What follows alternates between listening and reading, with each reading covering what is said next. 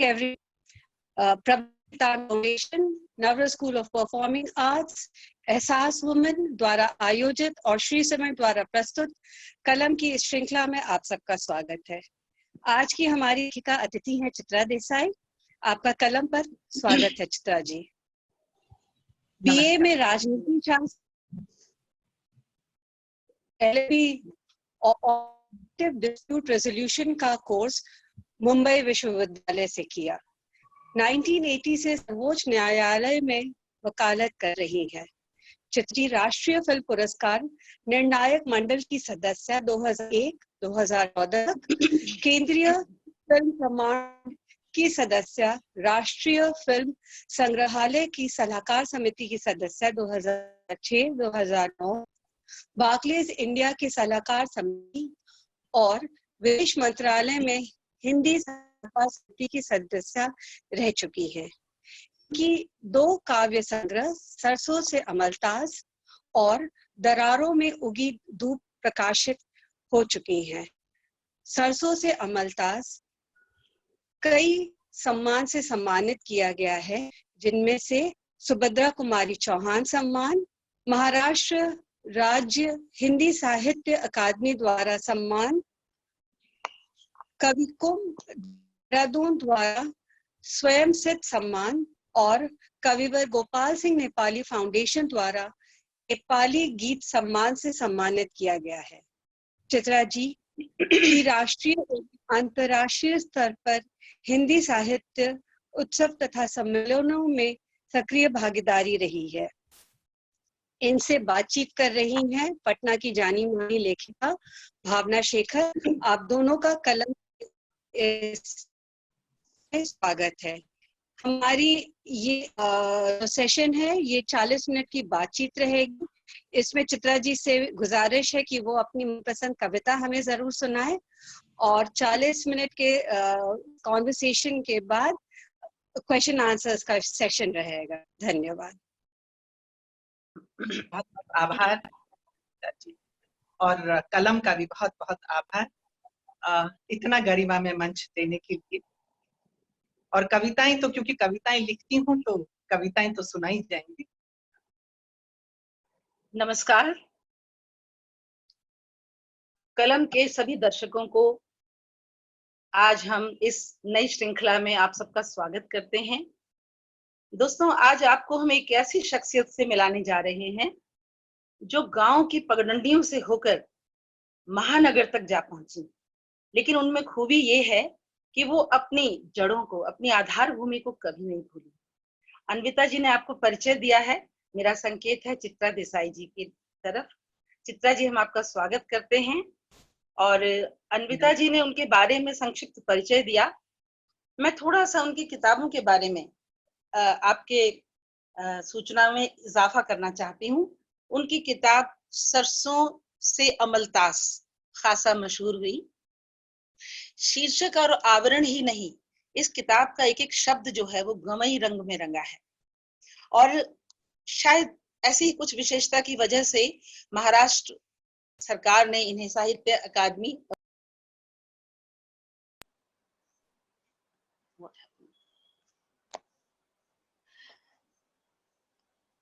और हाल में इनकी दूसरी पुस्तक जो आई है दरारों में उगी धूप, वो भी खासा मकबूल हो रही है। साहित्यिक हलकों में इसकी काफी चर्चा है। तो चित्रा जी से बातचीत शुरू करने से पहले मुझे लग रहा है जैसे हर साहित्यकार से उसकी साहित्य यात्रा के बारे में पूछा जाता है, तो सबसे पहले मैं ये पूछना चाहूंगी कि चित्रा जी, आप दिल्ली में पली बढ़ी और अभी मुंबई में आपका आवास है, तो ये बताइए, आप पेशे से एक वकील हैं, सुप्रीम कोर्ट की वकील हैं और कलम भी चलाती हैं, कविताएं लिखती हैं, संवेदना से जुड़ी हैं, यानी दिन में वकालत और रात शाम को खुद से गुफ्तगू। तो ये कैसे, ये 2 अलग अलग विधाओं से जुड़ाव कैसे हुआ? मैं ये जानना चाह रही हूँ कि आप वकालत करते करते कविता लिखने लगी या कविता पहले से लिखती थी? तो कब से लिखना शुरू किया, इसके बारे में हमें बताएं। धन्यवाद भावना जी। दरअसल कविताएं पहले लिखी, अगर सीधा सवाल बताऊं, क्योंकि कविताएं तो मुझे जहां तक याद है मैंने 16 साल की उम्र से लिखना शुरू और मुझे नहीं मालूम था कि मैं कविताएं लिखती हूँ। मेरी एक दोस्त थी, तब मैं धूमधाम कॉलेज दिल्ली में थी, और एक दिन उसने मेरी डायरी देखी और कहने लगी, अरे तुम तो कविताएं लिखती हो। क्योंकि मैं राजनीति शास्त्र से ग्रेजुएशन कर रही थी, हिंदी विभाग से मेरा कोई बहुत लेना देना था नहीं। तो उन्होंने जाकर मेरी प्रिंसिपल को कहा कि चित्रा जो है हमारे जो हॉस्टल में रहती है, कविताएं लिखती हैं, तो आप इनको हिंदी कविता प्रतियोगिता में भेजिए। और हमारी प्रिंसिपल डॉक्टर नाम्बियार थी उस वक्त, उन्होंने मेरी कविताएं सुनी और मुझे दिल्ली यूनिवर्सिटी में उन्होंने हिंदी कविता प्रतियोगिताओं में भेजना शुरू किया। इसका मतलब आप दौलत राम कॉलेज में थी? क्योंकि डॉक्टर नाम्बियार, मैं भी उसी वक्त थी, doctor Nambiar was the principal. Doctor Nambiar. हाँ। और 4 साल दरअसल मैंने तो मिरांडा में एडमिशन हुआ, फिर आईपी, तो लोग मुझे बेवकूफ कहते थे, तब मैंने कॉलेज चेंज किया हॉस्टल की वजह से। हम लोग का नया हॉस्टल होता था और आईपी में और मिरांडा में 3 सीटर था, फिर वो अलग बात थी। बहरहाल मेरी जो यात्रा कविता की शुरू हुई वो कॉलेज में ही शुरू। और वकील बनने का तो मैंने 9वीं में थी तब से मैंने शुरू किया। कोई किसी और किसी व्यवसाय का मैंने सोचा ही नहीं दरअसल। 9th में थी तो मेरी एक सिविक्स में टीचर थी, राज कालरा मिस। मैंने पिलानी से स्कूलिंग की है, पहले गांव से की 4वीं तक, और उसके बाद तो जैसे ही मेरी जो सिविक्स मुझे पढ़ाती थी, वो जो मेरी टीचर थी वो मेरी बहुत पसंदीदा टीचर थी और मैं उनकी बहुत पसंदीदा स्टूडेंट। कई बार होता है कि आप किसी टीचर को बहुत पसंद करती हैं तो वहां से शायद उस विषय से आपका जुड़। और दूसरी बात ये है कि मैंने जिस तरह का माहौल देखा था, मुझे न्याय व्यवस्था का एक हिस्सा बना, क्योंकि बहुत गांव में अन्याय भी देखे, अपराध भी देखे, शोषण भी देखा, तो मुझे कहीं ना कहीं न्याय व्यवस्था कविताएं लिखी और फिर बाद में मैं वकालत से। आपकी सरसों से अमलतास की अगर हम बात करें, मैं आपकी सारी कविताओं से गुजरी हूँ, पूरी किताब के अक्षर अक्षर से मैं वाकिफ हूँ, और मैंने महसूस किया उसमें एक बड़ी खास बात है, आपने उसमें जीवन को मौसम के साथ जोड़ा है। जैसे कई मौसम आते हैं, ऐसे जीवन में कई अवस्थाएं आती हैं, तो ये बड़ा अनूठा सा प्रयोग है मुझे लग रहा है। जैसे मौसम बदलते हैं, मौसम के रंग बदलते हैं, उसी तरह जिंदगी के हमारे जो अवस्थाएं हैं, हमारा जो खास तौर से स्त्री का जीवन, तो मुझे लग रहा है ये एक अलग टाइप की संकल्पना है। तो ये आपके मन में कैसे हुआ कि मैं जिंदगी की अवस्थाओं को, जिंदगी के तमाम जो मोड़ हैं, तरह तरह के जो उसके रंग हैं, उनको मैं मौसम के साथ जोड़ूं? इसके बारे में मुझे बताइए, कैसे अनायास हुआ या कुछ, क्यों आपके मन में ये आया? ये अनायास हुआ भावना जी, सोचा नहीं था, लेकिन कई आप बैठे होते हैं और मैं शीर्षक के बारे में सोच रही थी। दरअसल मैंने कभी कविताओं को प्रकाशित नहीं कराया। मैं शुरू यात्रा में थी, तब मैं कॉलेज में थी, तो अजित कुमार जी होते थे, और तब मैं ग्रेजुएशन कर रही थी, तो उन्होंने एक साझा संकलन निकाल रहे थे शुरू यात्रा। तो क्योंकि मैं कविता प्रतियोगिता में जाती थी, तो उन्होंने कहा कि चित्रा अपनी कुछ कविताएं दे दो, एक साझा संकलन आ रहा है नई कविता का। मैंने दे दी और वो छप गई। और अब मैं पिछले दिनों उसके कार्ड देख रही थी कि किन लोगों ने उनका लोकार्पण किया। केदारनाथ सिंह जी थे और कुंवर नारायण जी थे और बच्चन जी थे। तुम मुझे ये लेकिन तब आपको ये इन सब चीजों का एहसास नहीं होता है, और उसकी आज कॉपी भी मेरे पास नहीं, वो पता नहीं कहाँ चली गई। तो लेकिन जब ये बहुत लंबे अंतराल के बाद, ये 80 के बाद फिर मैं अपने व्यवसाय में व्यस्त हुई, कविताएं लिखना और पढ़ना ये मेरा नहीं छूटा। छूटा जब बच्चे हुए, वो एक अंतराल आया 10-12 साल का, तब नहीं, कुछ नहीं लिखा मैं। लेकिन जब मैं वकालत करती थी तो थोड़ा बहुत लिखती, कम कम। और जब ये प्रकाशन का सोचा और मेरे पास शीर्षक नहीं था, मुझे लगा कि इन कविताओं को सहेजा जाए, क्योंकि पीली पड़ गई थी वो हरी डायरी मेरी, और मुझे लगा कि जब मैं नहीं होंगी तो बच्चों के लिए विरासत छोड़ूं। इसलिए वो किताब को छापने का सोचा पहली बार। और शीर्षक क्या रखूं, एकदम बैठी थी और अचानक से जैसे कोई एक होता है ना, एक क्षण होता है, मुझे अपने सरसों के खेत याद आए और मुझे यूनिवर्सिटी के अमलतास के पेड़ याद आए। तो मुझे लगा मेरी यात्रा जो रही वो सरसों के फूलों से अमलतास के पेड़ों अमृतास तक। बहुत तो सुंदर, ये बहुत मेरी पूरी यात्रा है, सरसों से अमलतास, गांव से महानगर। और क्योंकि मौसम मैंने वही देखे, चैत बैसाख वाले और फागुन। आज भी मैं, अब मुझे लगता है कि बैसाख जेठ में गर्मी होती है, मई जून हो कि नहीं हो उसका ध्यान नहीं रहता है। आप जिस माहौल में पढ़ते हैं ना, और जिस माहौल में आप रहते हैं, वो आप पे हावी रहता है, अगर आप उससे जुड़े रहते हैं। बहुत लोग उससे निकल भी जाते हैं, मैं नहीं निकल पाई, मेरी नाव वहीं गड़ी है, वहीं खेतों में। मैं कुछ दिन महीनों के बाद अगर ना देखूं खेतों को तो मुझे कुलबुलाहट। अगर कहा जाए तो आपकी जो किताब है वो पूरे प्रकृति के ऋतु चक्र को या कहें मौसम की पूरी परिधि को अपने में लपेटे हुए है। आप रिश्तों की बहुत बात करती हैं। मैंने आपकी कविताएं देखी। मैं दर्शकों के लिए कुछ वानगी देना चाहती हूँ। आपकी जो कुछ पंक्तियां हैं उसकी छोटे से कुछ उदाहरण। धूप में बारिश की तरह धोखा देते हैं कुछ संबंध। एक जगह आप लिखती हैं, भीतर जमे रिश्ते ही बाहरी मौसम से बचाते हैं और मोम के पंखों से पिघलते हैं संबंध। रिश्तों को गीली मिट्टी की तरह सहेजना पड़ता है, अन्यथा वे बालू बनकर उड़ जाते हैं या आंखों में किरकिराते हैं।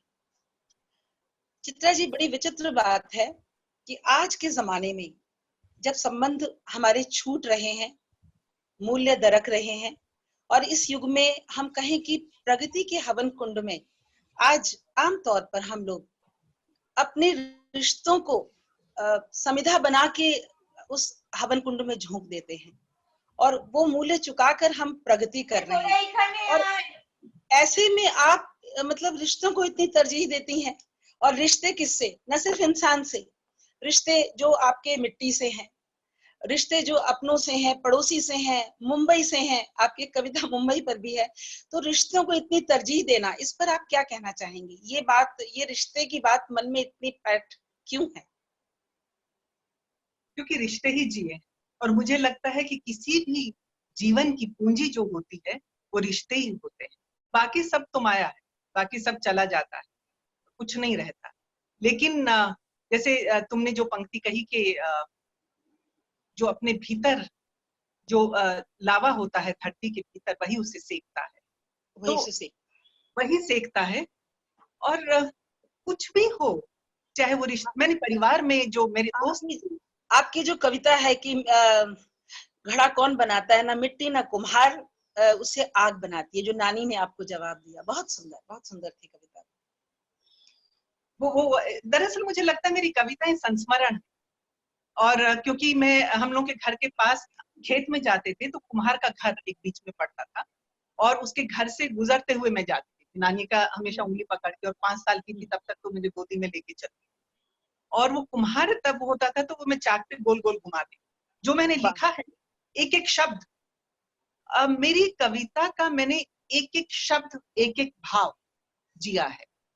मैंने देखा है आपने अपनी किताब में बहुत सारे शब्द लिखे हैं।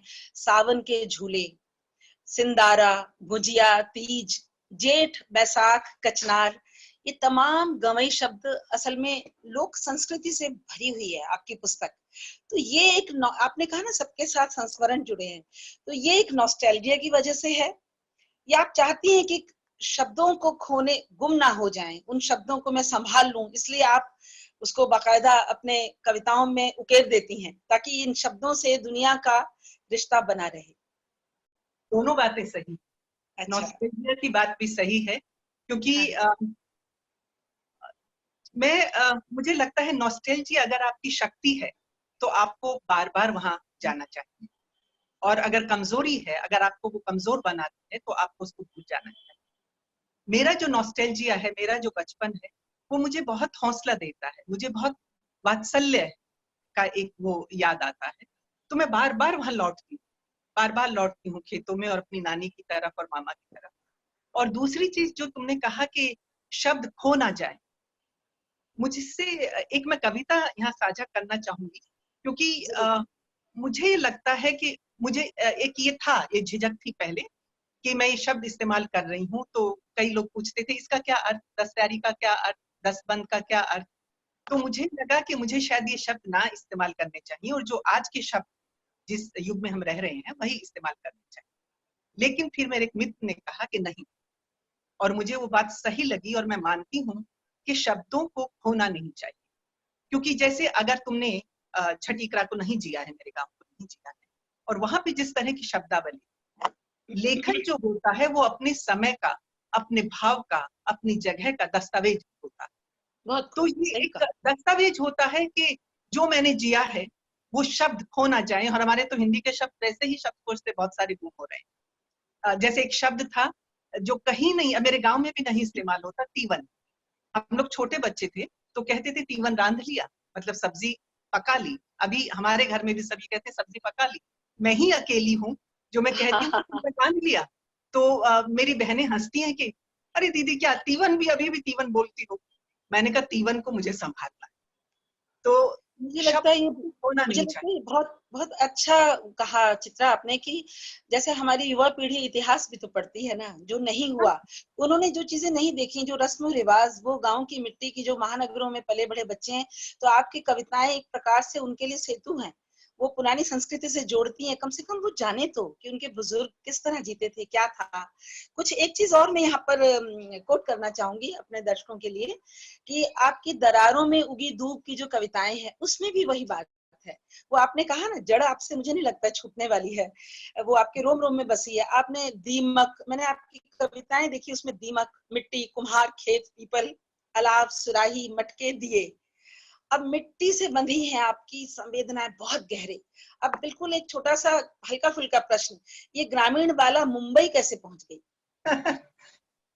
शादी करती अच्छा। क्योंकि हम सब महिला की, हम लोगों की सबकी जमीन बदलती है। जैसे तुम दिल्ली और हिमाचल से पहुंच गई पटना, वैसे हाँ। ही छठीकरा दिल्ली से अहमदाबाद और अहमदाबाद होती हुई मुंबई। तो शादी की वजह से मुंबई आई। पहले अहमदाबाद रही, बहुत साल अहमदाबाद रही अपने परिवार के साथ, और तब मेरी सास नहीं रही तो हम लोग फिर मुंबई आ गए, क्योंकि अनंत का है।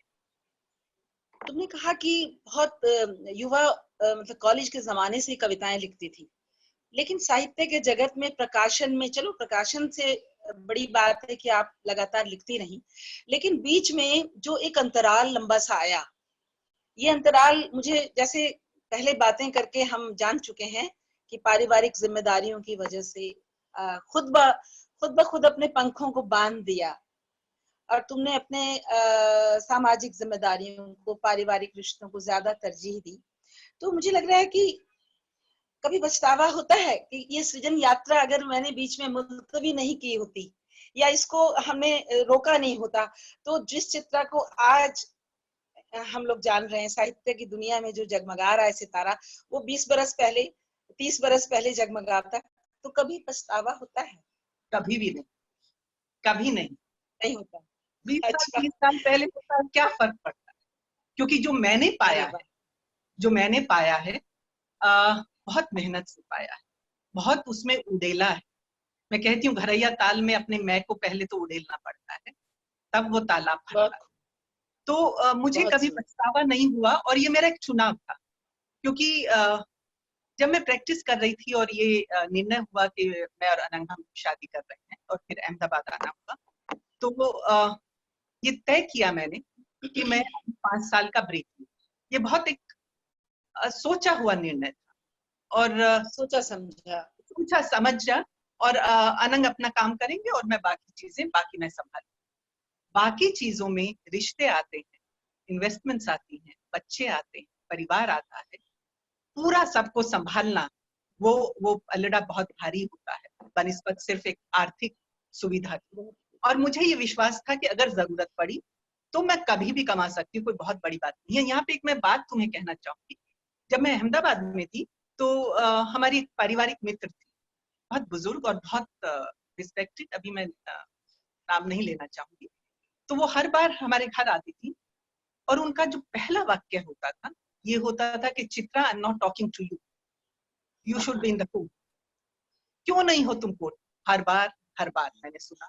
तो एक बार, क्योंकि वो मेरी सासू माँ की मित्र थी, तो लिहाज भी था ऊपर का, तो मैंने एक दिन कहा अपनी सासू माँ को, मैंने कहा अगली बार ये बहन ये कहेंगी तो मैं जवाब दे दूं। उन्होंने कहा हाँ हाँ जवाब दे दो। अगली बार वो आई खाने पे तो उन्होंने वही वाक्य कहा, I am not talking to you Chitra, you should be in the high court. Okay. फिर मैंने कहा देखिए, हाई कोर्ट में 1000 वकील हों या 1001 वकील, वहां के कॉरिडोर की या वहां की वर्किंग पे कोई फर्क नहीं पड़ने वाला है, लेकिन मेरे परिवार में मेरे रहने या ना रहने से फर्क पड़ता है।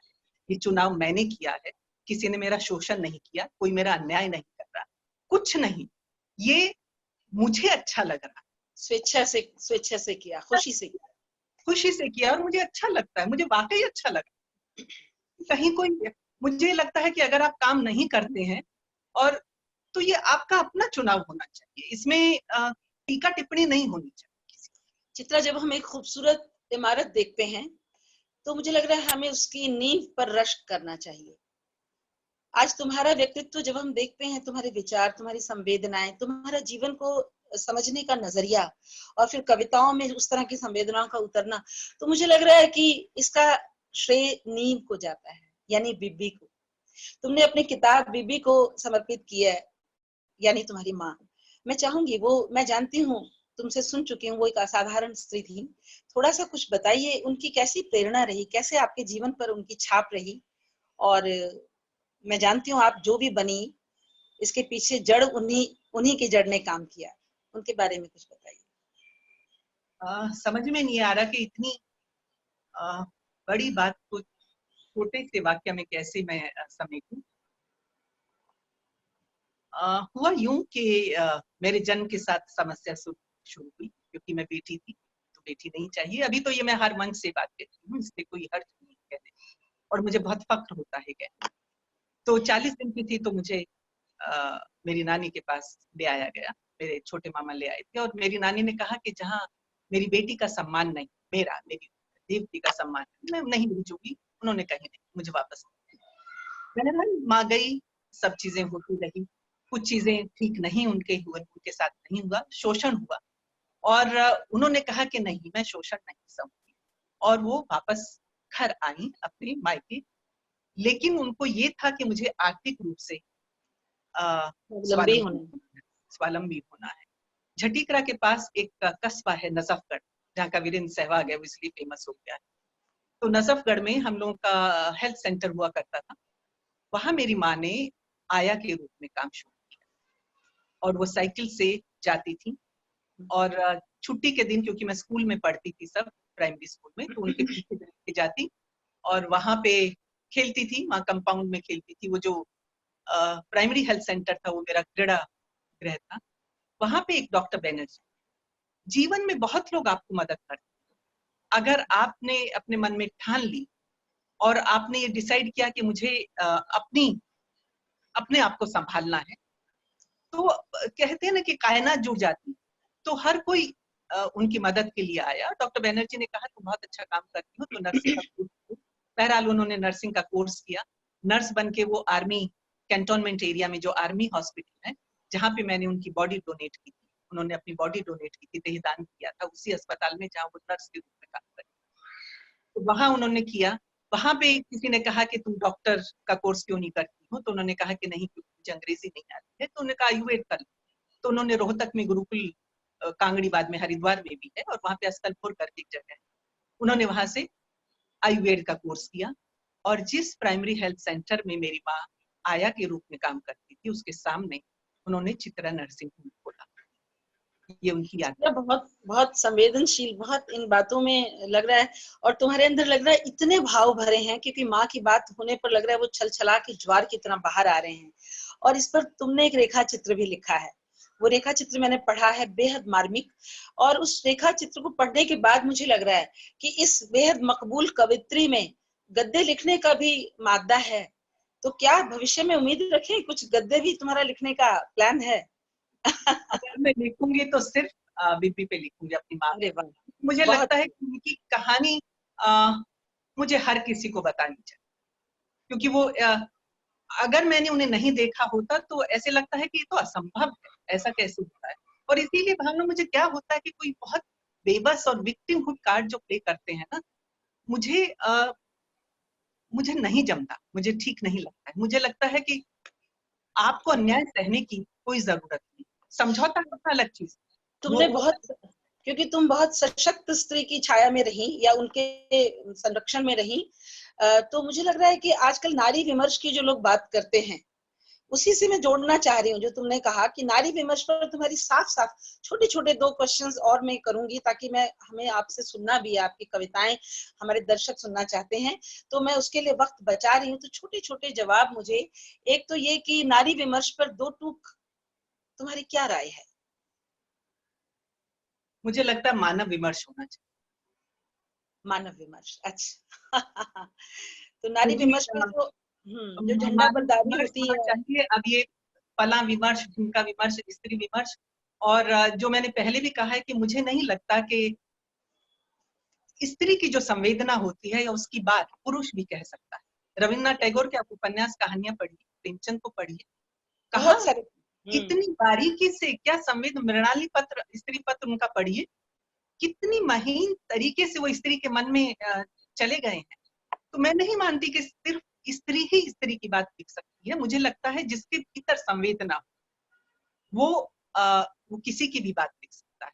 तुमने और नारी विमर्श पर भी संवेदना की बात करनी, कुछ कविताएं नारी विमर्श पर भी हैं तुम्हारी, लेकिन बड़ी संजीदगी से लिखी हैं, उसमें झंडा बरदारी नहीं दिखती। हम चाहेंगे कि जब तुम अपनी कविताएं सुनाओगी तो एक आध उसका भी नजारा हमें दिखाना। एक छोटा सा प्रश्न का छोटा सा उत्तर। कवित्री हो, अब स्थापित हो चुकी हो, कविता का जो मर्म होता है, भाव, भाषा और शिल्प, तीनों में से क्या लगता है, क्या सबसे महत्वपूर्ण है चित्रा देसाई की दृष्टि में? भाव। अच्छा, भाव ज्यादा महत्वपूर्ण है। सिर्फ अगर शब्द हुए और सिर्फ शिल्प हुआ तो आम पाठक तक नहीं पहुंचे। मुझे लगता है अगर उसमें आत्मा नहीं है, जैसे किसी व्यक्ति में देखने में कोई बहुत खूबसूरत हो, लेकिन अगर उसके भीतर संवेदना नहीं है तो वो रिश्तों को नहीं जी सकता। वैसे ही मुझे लगता है कि कविता में कितने भी शब्द हो, कोई भी शिल्प हो, अगर वो अपनी बात नहीं कहती, उसमें भाव नहीं है, तो वो बहुत लंबी उम्र नहीं होती। कविता की जो, यानी कविता की जो आत्मा है वो भाव है आपके अनुसार। एक और निजी प्रश्न अपने मित्रों को, दर्शकों को बताना चाहूंगी मैं कि चित्रा देसाई हमारे रंगमंच, दूरदर्शन और सिनेमा जगत के, बॉलीवुड के बेहद ज़हीन, मशहूर, वरिष्ठ अभिनेता श्री अनंग देसाई की धर्मपत्नी हैं और एक सेलिब्रिटी के साथ रहती हैं।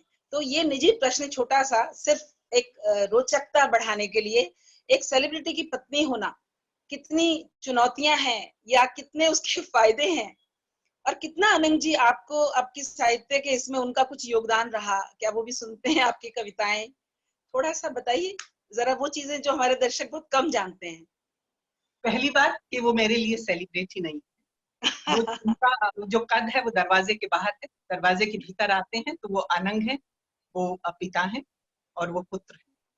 दूसरी चीज कि वो सुनते हैं मेरी हर कविता। जब भी मैंने कुछ भी लिखा, मेरे पहले श्रोता अनंग रहे। तो पहली कविता पहली बार अनंग को सुनाई जाती है। और हम लोग बैठ के, क्योंकि मुझे नाटक देखने का हमेशा से शौक रहा था, मैं यूनिवर्सिटी में थी तो मैं अकेले नाटक देखने चली जाती। शायद ये कहीं कोई प्रारब्ध था कि मुझे अनंग को मिलना था, इसलिए शायद मैं नाटक देखने जाती। तो हम लोग दोनों ही क्योंकि साहित्य और संस्कृति से जुड़े हुए लोग हैं। हालांकि मेरा व्यवसाय बिल्कुल अलग है, लेकिन हम लोग धरातल पर एक तो हम लोग के बेसिक्स बहुत मिलते हैं। माइनर में बहुत फर्क है, माइनर में तो ठीक है, ये पसंद, मुझे ये पसंद, पर हम लोगों की जो मन है वो एक जैसी का कलाकार मन कलाकारों का एक सा होता है। हमारी बहुत शुभकामनाएं, जोड़ी बहुत सलामत रहे, खूबसूरत जोड़ी ऐसे ही एक दूसरे को कॉम्प्लीमेंट देती रहे। अब मैं सोच रही हूँ अगला 10 मिनट का स्लॉट आपकी खूबसूरत कविताओं के लिए। और इन कविताओं के सुनने से पहले भी मैं कहना चाहूंगी कि आपकी ढेर सारी एक से खूबसूरत कविताओं में सरसों से अमलतास की जो अंतिम कविता है, मैंने एक बार पहले भी कहा था कि मुझे लगता है शिल्प की दृष्टि से शायद वो सबसे साधारण कविता है, लेकिन शायद सबसे साधारण होने के कारण वो सर्वसाधारण तक, करोड़ों मास तक वो कविता पहुंची है। और दर्शकों को इशारा कर दूं, आजकल मैं मन का करती हूँ। मित्रों, ये एक वीडियो YouTube पर करोड़ों लोग देख चुके हैं, तो हम चाहेंगे आज चित्रा देसाई उसे चाहे तो सुनाएं, लेकिन और भी बहुत सारी खूबसूरत कविताएं इनकी पिटारे में है। तो आप अपनी मनपसंद की कविताएं और वक्त हो तो आप आजकल मन का करती हूँ वो भी सुनाएं। धन्यवाद भावना। एक तो ये होता है ना कि कौन सी कविता सुनाएं, जैसे होते हैं सब अपने बच्चे हैं, तुम खुद कविताएं लिखती हो और कहानी उपन्यास सब लिखती हो, तो तुम्हें अगर कहें कि अपनी पसंद की कविता तो मुश्किल होता है, क्योंकि बहुत मुश्किल होता है। मुश्किल मैं यहाँ टोकती हूँ, असल में ये तुम्हारा समय है कि कहा था किसी ने कि कवि अपनी कविताओं को नहीं मतलब चुन सकता कि कौन अच्छी है बुरी। जैसे पिता को अपनी पुत्री का जो लावण्य है, सौंदर्य है, वो नहीं दिखता, वो उसके प्रेमी को दिखता है। ऐसे ही कविता का सौंदर्य कवि को नहीं, उसके पाठकों को दिखता है। चलिए अब आप शुरू हो जाइए। बिल्कुल, तो इसलिए तुमने कहा, इसलिए वो उसके श्रोता भी मैं कवि थी आजकल, क्योंकि यूट्यूब पे क्योंकि वो कविता वायरल हुई, तो वो लेकिन जहां तुमने तब स्त्री विमर्श की बात की, तो मुझे लगता है ये जो मैं कविता कह रही हूँ, ये मेरी आप बीती है, मेरी माँ की आप बीती है, मेरे गांव की चौपाल जो। और इससे बेहतर मुझे लगता है कि अगर मैं महिला विमर्श तो नाम देती नहीं हूँ, लेकिन अगर महिला सशक्तिकरण की अगर कविता है तो मुझे ये कविता सबसे ऊपर में अपनी कविताओं में मुझे लगता है कि ये सशक्तिकरण है। मेरी परिभाषा सशक्तिकरण की ये है। जरूर, स्वागत, सुनाइए। तो वो मैं सुनाऊंगी। चौपाल बोलती है, ये मेरी माँ की कहानी है। मेरे गांव की चौपाल बोलती है, बारात आई इस गांव में, पगड़ी को पांव में रख, कितनी बार मनाया रूठे रिश्ते। मिठाई की परातों से मोती चूर के लड्डू चुराए, बनने की खबरें उड़ती उड़ती बन्नी के कानों तक पहुंची। बस की छत में संदूकों में कितनी फसलें कैद हो गई। लौटी जब बन्नी खाली खाली, पंच सब जमा हो गए, पूरे गांव का सलाह मशवरा, कुछ और फसल संदूकों में बंद चौपाल से विदा हो गए। फिर लौटी बन्नी, भरी गोद भरे सपने, पंचायत को आगा कर, इस बार नहीं विदाई, न खेतों की न फसलों की, बिटिया है मेरी भरपूर कमाई। उसने बोई सपनों की फसल, जो खलियानों में फैल गई। चौपाल से उठी गूंज, गांव कस्बा नगर महानगर, हर गलियारे में फैल गई। बिब्बी की बेटी बड़ी हो गई, आसमान में फैल गई। मेरे गांव की चौपाल बोलती है। बहुत सुंदर, बहुत खूब। तो मुझे लगता है कि ये हुआ उनके साथ, और जब आप ये हिम्मत से कहें कि नहीं, अन्याय नहीं समझ, वो सशक्तिकरण होता है। मैंने अपनी परनानी नन्नानी सबको देखा, मेरे घर में 3 पीढ़ियों को। इसलिए कहने से कुछ नहीं होता है, करने से होता है। बहुत खूब। कहते भी रहें, आप विक्टिमहुड में पड़े भी रहें, ये नहीं कर सकते, बेबस रहें। मैंने अपनी माँ को कभी बेबस नहीं, कभी भी नहीं, उनके आंख में आंसू नहीं देखे, बेबसी की। कंफर्ट जोन से बाहर आना पड़ता है, शायद वो साहस चाहिए। सबके गणित हैं। और कविता सुनाइए।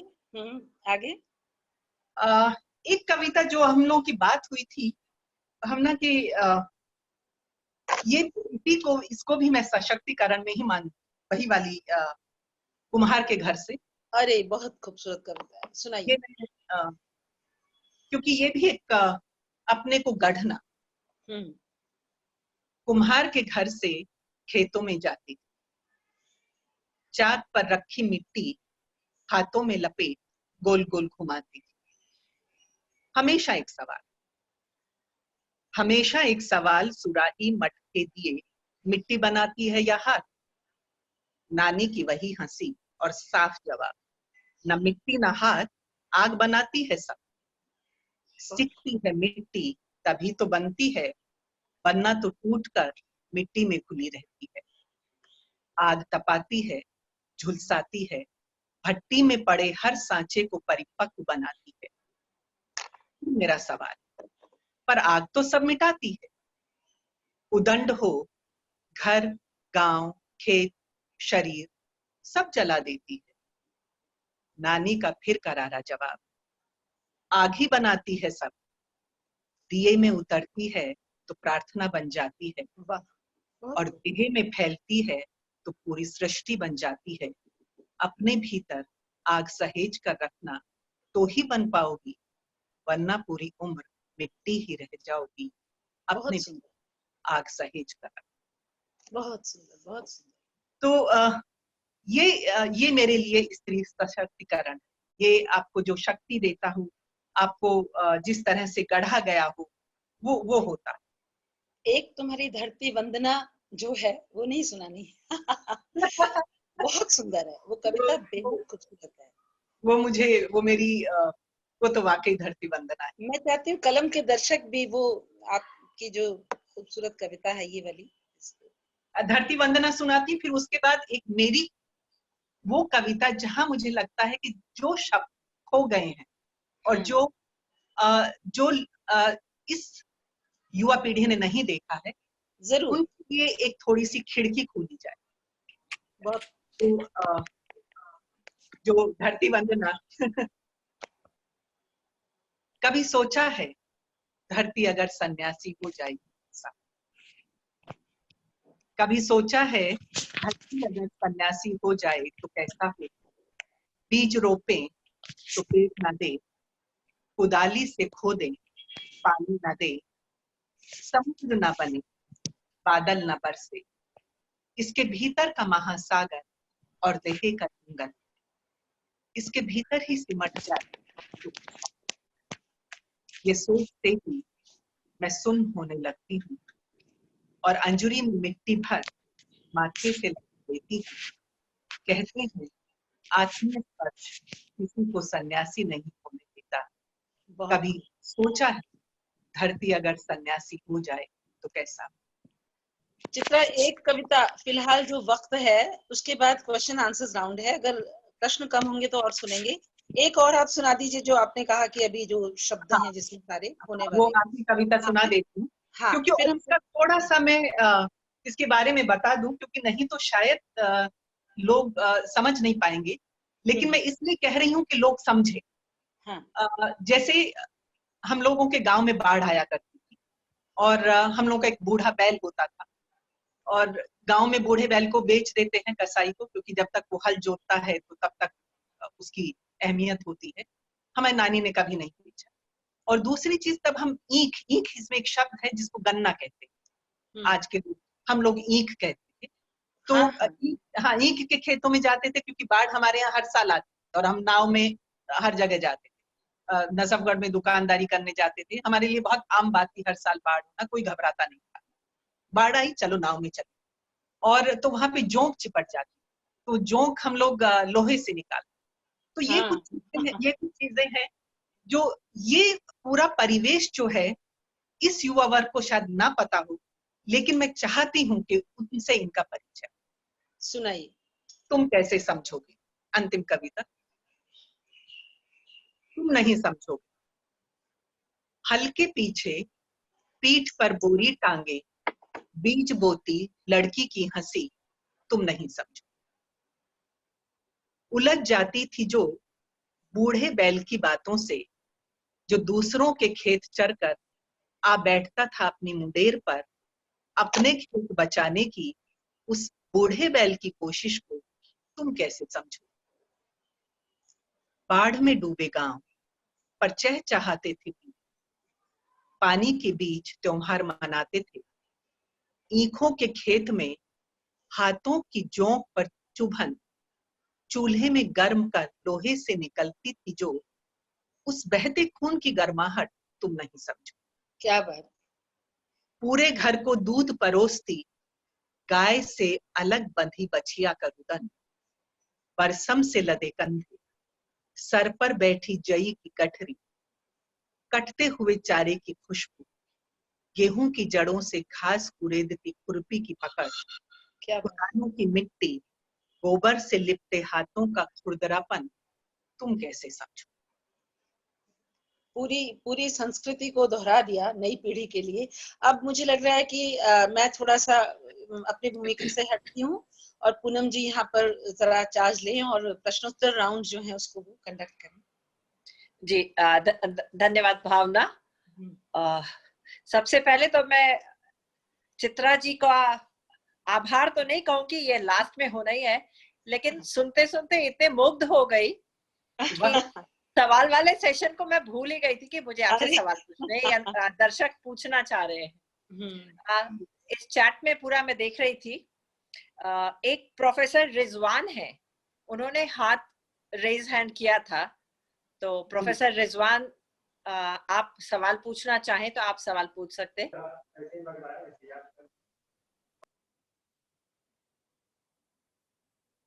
जी प्रोफेसर रिजवान।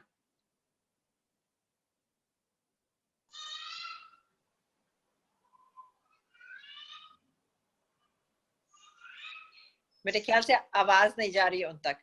डॉक्टर के कृष्णा, आपने भी सवाल पूछने की इच्छा जाहिर की थी। Poonam ji, professor Rizwan can ask his question now. अच्छा ठीक, जरूर।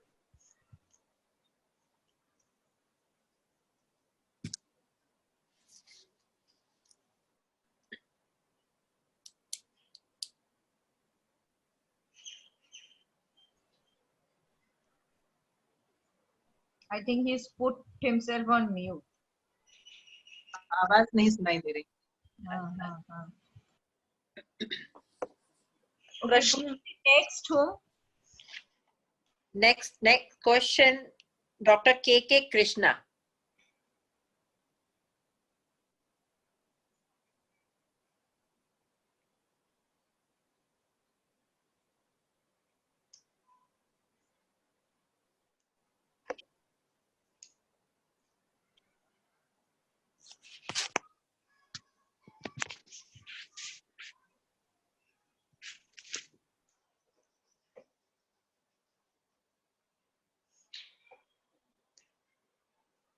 They have all put themselves on mute. हाँ, आई थिंक कुछ तकनीकी दिक्कत आ रही। I'll just text. Huh?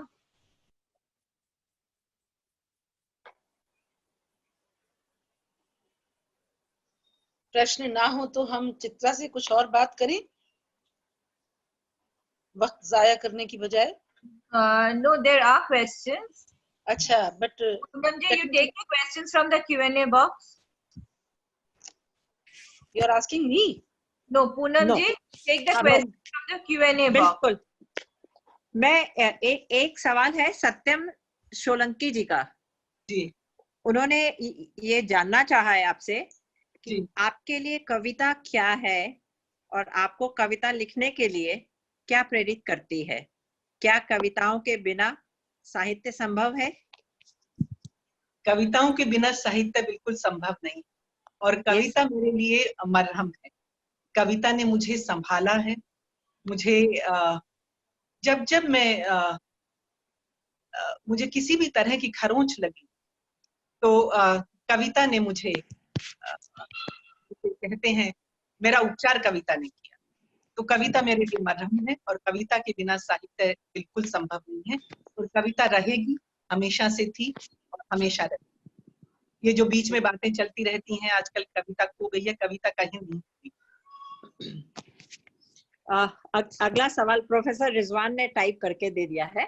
Professor Rizwan ये जानना चाहते हैं आपसे, जी, आप महानगर में होती हैं तो आपके शरीर में शहरों का दुख भी है क्या? मैं इसका जवाब एक छोटी सी कविता से अगर दिया जा सकता है। जरूर जरूर। क्योंकि शहर में रहती हूँ, मुंबई में रहती हूँ, जिससे और आँख खोल के रहती हूँ और बिल्कुल संवेदना से, तो मुझे लगता है इनका जवाब उसी से दिया जाए ताकि ये मुंबई, मैं मुंबई, बंद दरवाजे, खुली खिड़कियां, टापू के इस शहर में बाशिंदों की जिंदगी टापू सी हो गई। पर्दा हटा झांकते हैं हम, दूर से जिंदगी ताकते हैं हम, कहीं एम्बुलेंस आई, कहीं बच्चों की गेंद ने शीशे तोड़े, किसी ट्रक में सामान ने जगह बदली, किसी रसोई में सरसों के तेल की खुशबू आई, कहीं रवा भुना खुशी में हलवा बना होगा। किसी दीवार के पार सुबह की सांसें साफ सुनाई देती हैं, पर यहाँ देहरी लांग कर जाने का रिवाज नहीं। इस सभ्य शहर में आओ थोड़े से असभ्य हो जाएं, दखल दें एक दूसरे की जिंदगी में, सोते हुए रिश्तों में हरकत जगाएं, खुलेंगे दरवाजे कुछ तो बोझ बटेंगे, मिलेंगे हाथ कंधे भी हल्के होंगे। आओ इस सभ्य शहर में थोड़े से असभ्य हो जाए। ये मेरी मुंबई है। तो मुंबई मेरे साथ रहती है, मैं मुंबई में रहती हूँ। हम वो संवेदना तो कहीं नहीं जाएगी। आप जहाँ रहते हैं वो शहर आपको प्रभावित करता है, वहाँ की जिंदगी आपको प्रभावित करती है। अगला सवाल है चित्रा जी आपसे। ये सवाल है आलोक कुमार शाही जी का। जी, इनका सवाल ये है, गांव अभी भी वैसा है, बस पढ़े लिखे लोग नहीं हैं। आपके ख्याल में कैसे हम उस वर्ग को लाएं? कैसे उस वर्ग को लाएं? किस वर्ग को? जो पढ़े लिखे लोग नहीं हैं। गांव अभी भी वैसा है, बस पढ़े लिखे लोग नहीं हैं।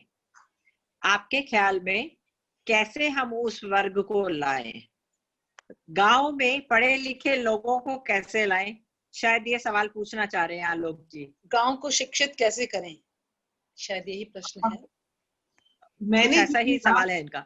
हाँ, मैंने जितने गांव देखे हैं, मेरा अपना गांव तो देखा ही है, बट उसके अलावा भी मैंने, क्योंकि लीगल लिटरेसी प्रोग्राम बहुत किए हैं यहाँ मुंबई हाईकोर्ट के साथ, और यहाँ महाराष्ट्र में छोटे छोटे गांव मैंने देखे हैं, जलगांव में भी देखे हैं, अहमदनगर डिस्ट्रिक्ट में भी देखे हैं।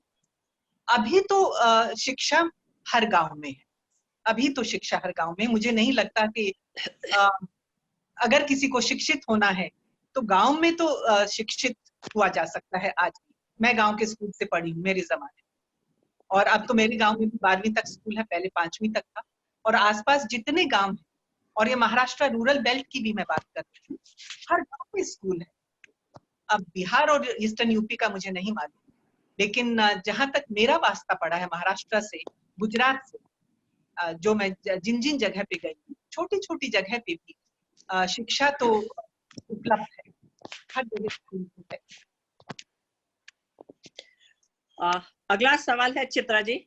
ये आपकी पंक्तियों के बीच इन्होंने सवाल निकाला है जी। ये है डॉक्टर के कृष्णा जी। जी। आजकल मैं मन का करती हूँ जी। यह कविता पुरुष वर्ग के लिए शालीनता के साथ आक्रोश है या महिलाओं के लिए प्रेरणा? ये मेरी खुद से बातचीत है, और मुझे लगता है कि हालांकि इस कविता के बाद एक बहुत बड़ा महिला वर्ग मुझसे जुड़ा, और किसी ने मुझसे कहा, आप मानेंगे नहीं, फिलीपींस से एक मैसेज आया था उस वक्त वीडियो पे, क्योंकि शायद वो ट्रांसलेट होकर कविता से चली गई, और उस महिला ने मुझे लिखा कि मैं I was going to commit suicide and I heard this poem and I stopped. मुझे लगा कि इससे बेहतर कॉम्प्लीमेंट मुझे नहीं मिल सकता, क्योंकि ये एक, किसी महिला ने कहा ये आपने एक मंत्र दिया, लेकिन बहुत आसान लगता है ये सुनना, आजकल मैं मन का करती हूँ, लेकिन ये करना, और मुझे लगता है ये पुरुष के लिए भी है, मैं सिर्फ महिलाओं के लिए नहीं कहूंगी, पुरुष के लिए भी उतना ही मुश्किल है। वो भी पूरी उम्र जद्दोजहद करते हैं परिवार को पालने की। मैं इसीलिए कहती हूँ, मैं मानव विमर्श में विश्वास रखती हूँ, इसमें महिला भी है और इसमें पुरुष भी, ये सबके मन की बात है, और सबको अपने मन का तब करने का मिलता है तो सबको खुशी। जी बिल्कुल। आपकी बातचीत में भी ये लगा कि आप सिर्फ महिलाओं की बात नहीं कर रही है, महिला पुरुष पूरे समाज को लेके चल रही है। बिल्कुल। अगला सवाल है महिमा श्री जी। इनका सवाल है, आपने बातचीत में कहा मेरी कविताएं बेसिकली स्मृतियां हैं, क्या कविता में भविष्य को नहीं बुना जा सकता? भविष्य भी है, अब वो भविष्य वाली कविताएं सुनाने का वक्त नहीं है, लेकिन मैंने ये कहा कि संस्मरण है कविताएं, लेकिन उसमें सपने भी हैं, भविष्य भी है। मतलब चलिए कुछ अच्छा सा करते हैं। इस तरह की भी कविता दरारों में उगी धूप की एक कविता है।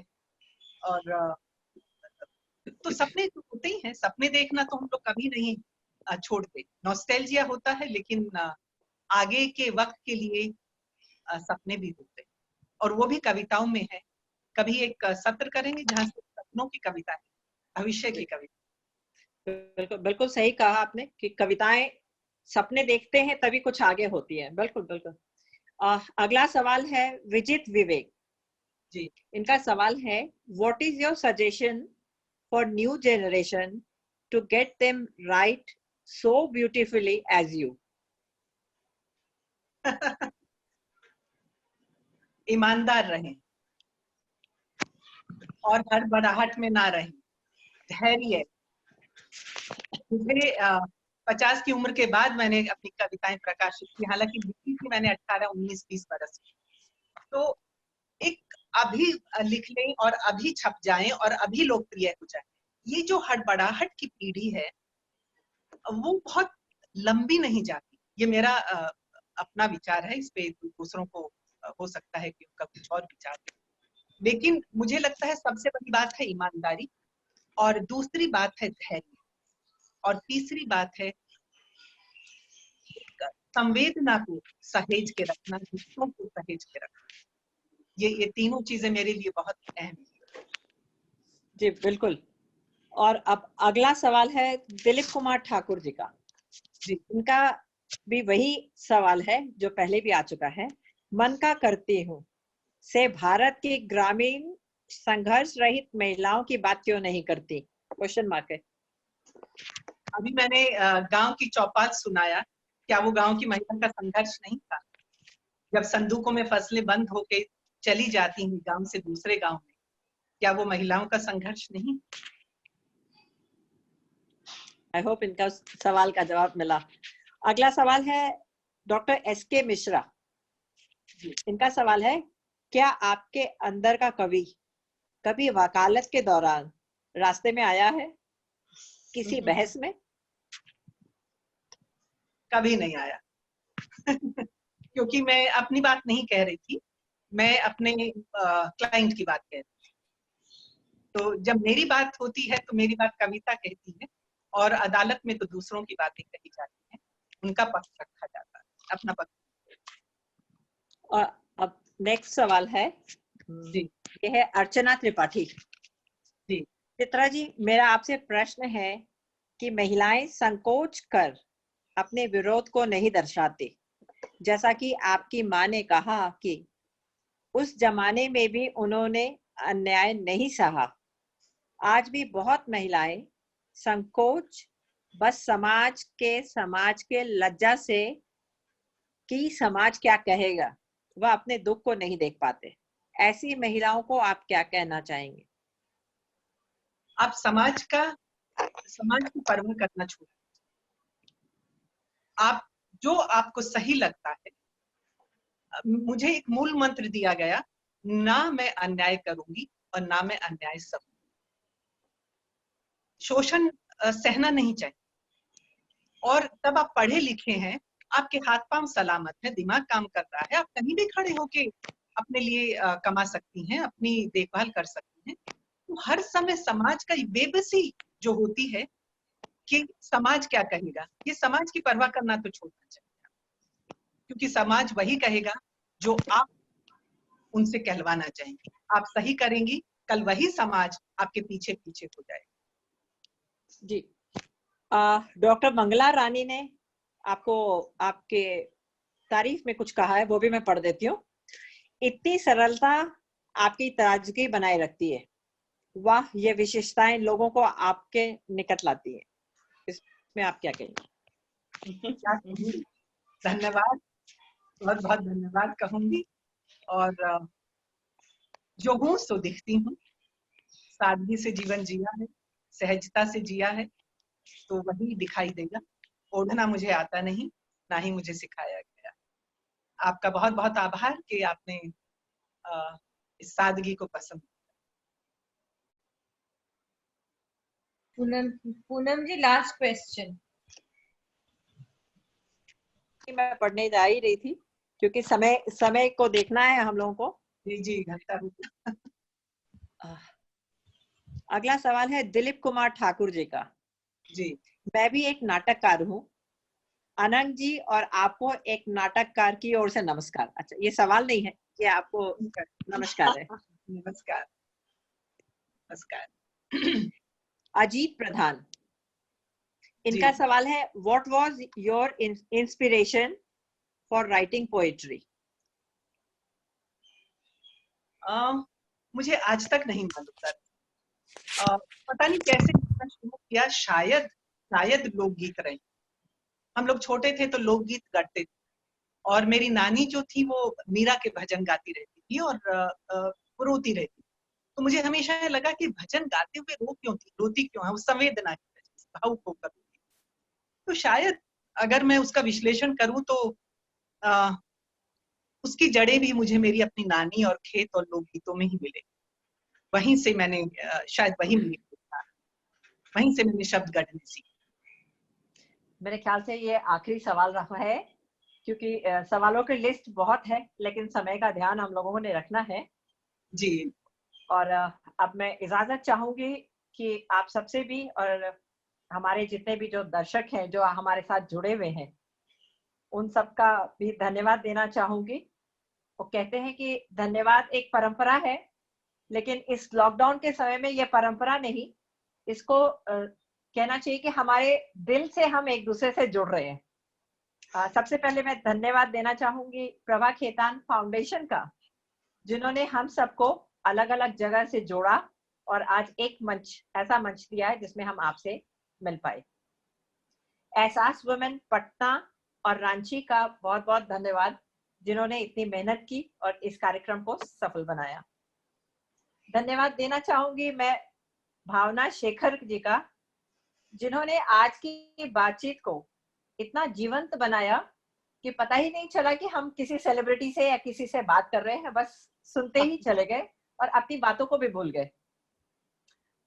दैनिक जागरण का आभार, जो हमेशा हमारे साथ रहता है और हमारे कार्यक्रमों को जन जन तक पहुंचाता है और लोगों को साहित्य की ओर रुचि बढ़ाने में सहयोग दे रहा है। और अंत में, हालांकि देना तो सबसे पहले था, लेकिन कहते हैं ना, जो अजीज हो जाए उसे शुक्रिया नहीं कहते, उसे प्यार देते हैं। मैं चित्रा जी, हम लोगों की इतनी अजीज हो गई इस बातचीत में। चित्रा जी, आपको ढेर सारा प्यार और ढेर सारा स्नेह और ढेर सारा आभार कि आप हम लोगों के साथ बातचीत की और हम सब ने बहुत अच्छे से इस चीज को सुना। और आपकी किताबें जो मैंने नहीं पढ़ी थी उसको मैं जरूर पढ़ूंगी। आपका बहुत बहुत आभार, कलम का, प्रभा खेतान फाउंडेशन का, इससे जुड़े दैनिक जागरण का, सबका, कि मुझे ये मंच दिया। ये बहुत गरिमा में मंच है और मेरे लिए बहुत बड़ी बात है कलम से जुड़ना। बहुत बहुत आभार।